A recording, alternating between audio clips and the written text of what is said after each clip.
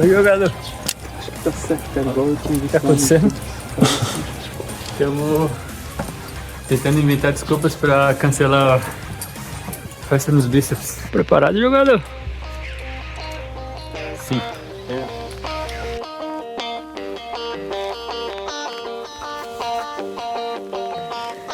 And here we go.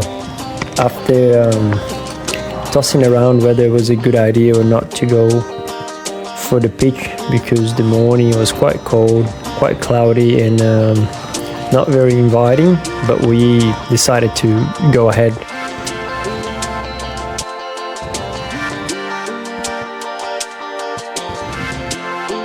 This is the second pitch, the cracks pitch, where I decided to take a bit of more conservative approach, I would say, because we still had a lot of pitch to go, and I'm not really used to doing these long multi-pitch with these high grades, so I thought it would be reasonable not to spend everything on the second pitch.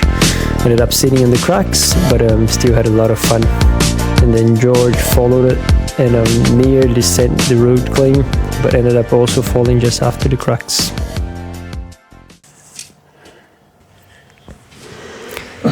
And then we go to pitch number 3. What a classic! Like, that really sets the tone for the climb, with a bit of an overhang, not so much, but good holds and pretty cool exposure already, even though you're not on a massive overhang. We definitely knew that we had made the right decision by then.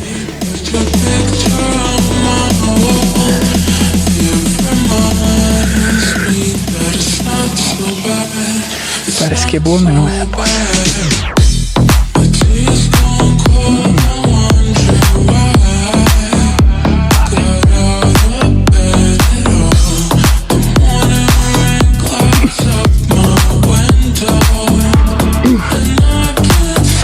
Senhora.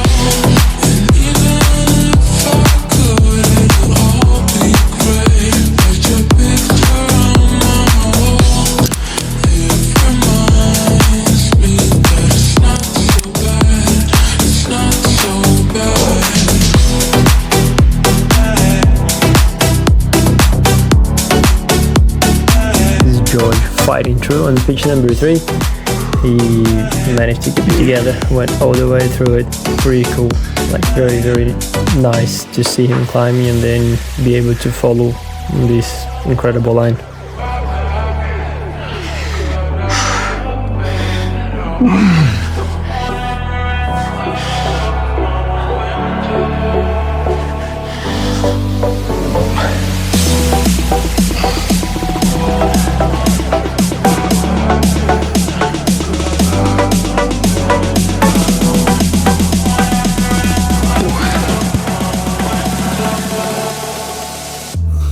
Experiência aqui ali em cima vai dar para descansar um pouco. We also didn't have any footage of pitch number 4, so here we go on pitch number 5. Fiesta de los Bíceps, pitch 5.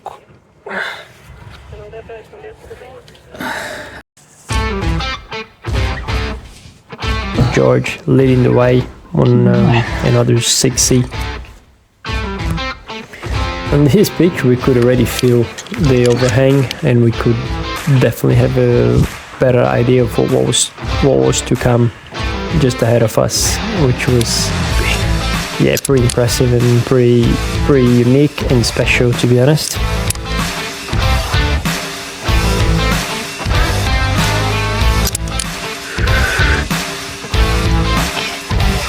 Parece que é boa, mas não é, poça.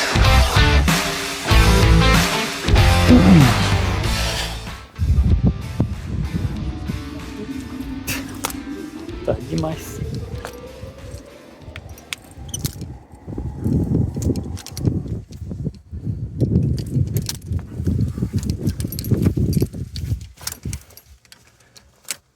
Ô Marion, tá ouvindo?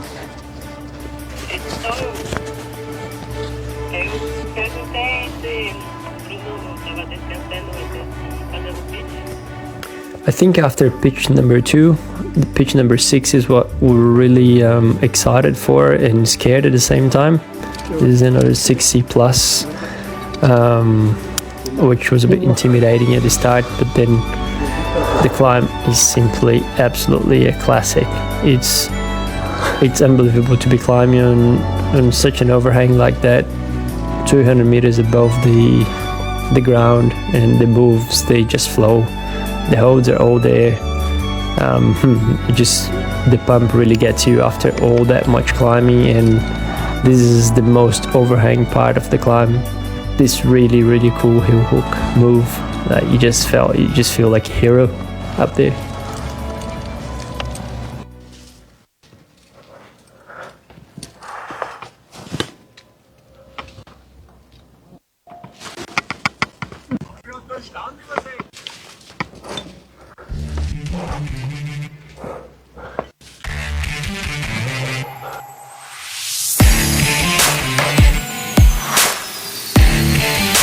And then heading to the ankle, just a bit of a run out just to spice things up.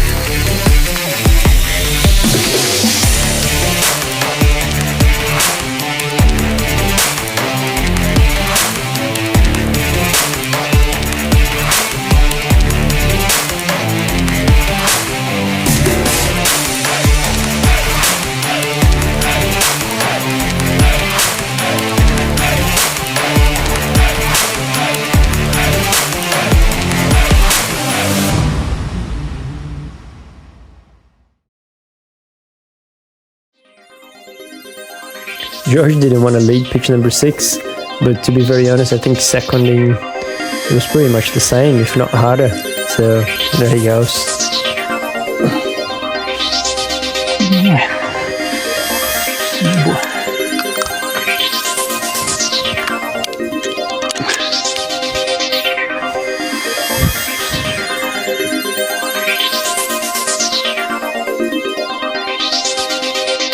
By the time we started pitch number 7, the fog really caught up with us. But to be very honest, it wasn't too bad. It just got a little bit colder. George was on the lead, and from here the exposure was just, there's no words to describe. It was just incredible to be up there, and also the feeling of relief that was the last pitch. It was pretty cool.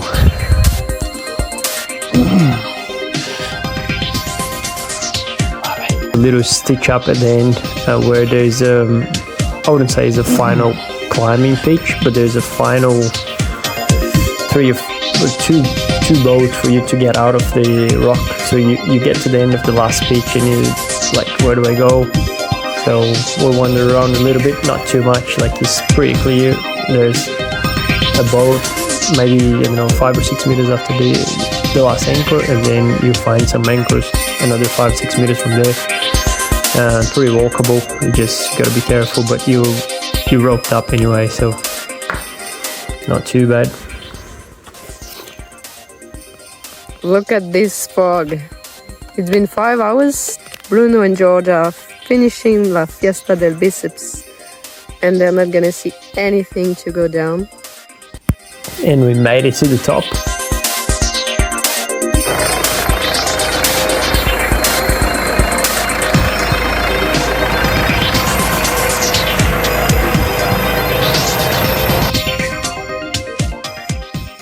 Oi, jogador! Depois de fazer resgate, vou fazer resgate. Ajudar no resgate. Vamos embora tomar uma cerveja. Cara, cada vez que eu venho pra Riglos tem resgate pra fazer. Segunda vez. Mas você ajudou não? Ah, boa. And thanks for watching, and the next stop will be Alquézar, another unbelievable place in Spain.